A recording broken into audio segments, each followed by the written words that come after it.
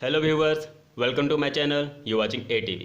आज की इस वीडियो में हम एक मेडिकल इंस्ट्रूमेंट के बारे में अच्छे से जानेंगे, जिसे हम स्टेथोस्कोप कहते हैं। इसे हिंदी में आला भी कहते हैं। मेडिकल फील्ड में सबसे ज़्यादा इस्तेमाल किए जाने वाला ये इंस्ट्रूमेंट है। ज़्यादा से ज़्यादा डॉक्टर के गले में आपको ये लटका हुआ दिखता होगा। ज़्यादा से ज़्यादा ट्रीटमेंट में सबसे पहले डॉक्टर इसी का इस्तेमाल करते हैं। इसे हम आला कहते हैं। आपको दिख रहा होगा, आप देखे भी होंगे ये कैसा दिखता है। तो इसके बेसिक पार्ट जो जो इसके कंपोनेंट हैं, इसके बारे में अच्छे से जानते हैं। सबसे ऊपर जो आपको ये पार्ट दिख रहा है, इसे हम हेडसेट कहते हैं। हेडसेट क्यों बोलते हैं? क्योंकि इसका इस्तेमाल हम अपने कान मतलब अपने हेड के पास करते हैं, इसे हेडसेट कहते हैं। ये पूरा इसका हेडसेट है।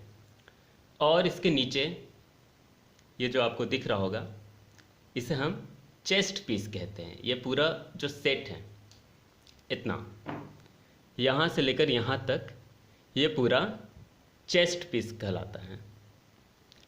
और इसके बीच ये पूरा पाइप, इसे हम ट्यूबिंग कहते हैं।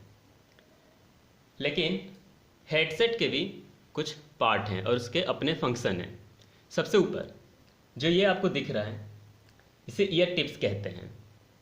ये बिल्कुल ईयरफोन के वो ईयरपीस जो होते हैं उसकी तरह ही होता है। इसका भी काम हमारे कान में इसे अच्छे से कान में लगाकर इसकी फ्रिक्वेंसी को सुनना होता है।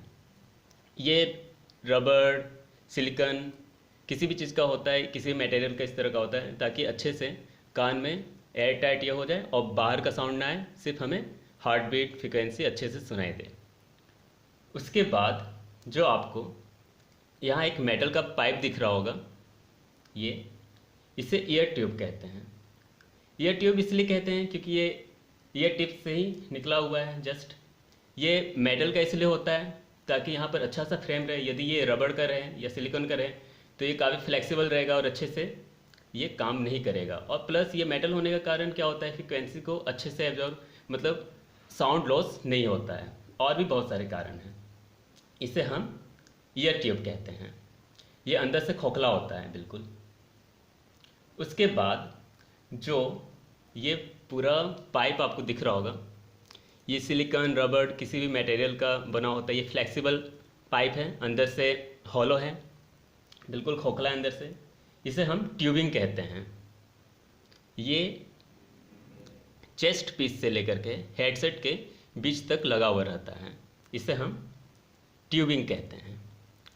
ट्यूबिंग के बाद जब हम लास्ट चेस्ट पीस की ओर आते हैं, तो यहाँ पर सबसे पहले आपको ये जो फ्लैट सरफेस दिख रहा होगा, इसे हम डायफ्राम कहते हैं। और इसके पीछे ये आपको कनकेव सरफेस दिख रहा होगा। ये कनकेव सरफेस है, कटोरे जैसा दिख रहा होगा, और बीच में एक हॉल दिख रहा होगा। आपको ये दिख रहा होगा, इसे हम बेल कहते हैं। ये पूरा पार्ट बेल है और आगे इसे हम डायफ्राम कहते हैं। और इन दोनों के बीच में यहाँ पर आपको एक मेटल पाइप दिख रहा होगा जो यहाँ से लगा हुआ है। इसे हम क्या कहते हैं? इसे हम स्टीम कहते हैं। इसका क्या काम है? ये एक प्रकार का स्विच है। जैसे हम जब कोई सा भी साउंड सुन रहे होते हैं ट्रीटमेंट के समय, तो यहाँ से भी सुनते हैं और यहाँ से भी सुनते हैं। तो इन दोनों से सुनने के लिए ये स्विच का काम करता है। जिसे हम इसे टर्न करते हैं तो एक साउंड आता है, ये साउंड आया, फिर वापस रिटर्न करते हैं तो साउंड आता है। तो अभी यहाँ पर आपको हॉल में छेद अच्छे से नहीं दिख रहा होगा, ये बंद है। तो इस टाइम यहाँ से हम सुन सकते हैं। इसे टर्न करेंगे, स्ट्रीम को हम टर्न करेंगे, अब ये खुल गया। अब हम यहाँ से साउंड सुन सकते हैं। अब ये काम नहीं करेगा। ऐसा क्यों होता है? इसका इस्तेमाल करते हैं हम हाई फ्रिक्वेंसी वाले साउंड को सुनने के लिए, मतलब हाई पिच के जो साउंड होते हैं उसे सुनने के लिए इसका इस्तेमाल करते हैं। जैसे हार्ट बीट हो गया, लंग्स का साउंड हो गया, बैक से कहीं का भी हम जब साउंड सुनते हैं हाई फ्रिक्वेंसी में, लार्ज एरिया में जो हाई पिच का साउंड होता है, उसे हम डायफ्राम से सुनते हैं। और बेल से सुनने के लिए जैसे जो लो फ्रिक्वेंसी के जो साउंड होते हैं या फिर लो पिच जो काफ़ी नैरो एरिया का हम साउंड जब सुनते हैं तो हम बेल का इस्तेमाल करते हैं। जब हम बेल को स्टीम से ऑन कर देंगे तो ये काम नहीं करेगा, और जब हम डायफ्राम को ऑन कर देंगे तो बेल काम नहीं करेगा। जब भी हम स्टेथोस्कोप को यूज करते हैं तो उससे पहले यहाँ पर टैप करके चेक कर लेते हैं वो काम कर रहा है या नहीं कर रहा।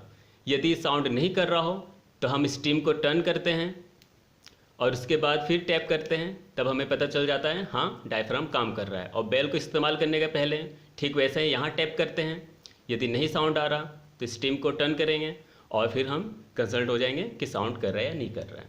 ये तो हो गया डायफ्राम और बेल का इस्तेमाल स्टीम से कैसे वो ऑन ऑफ होता है। उसके बाद ये जो इसका हेडसेट है इसे हम कान में कैसे लगाते हैं।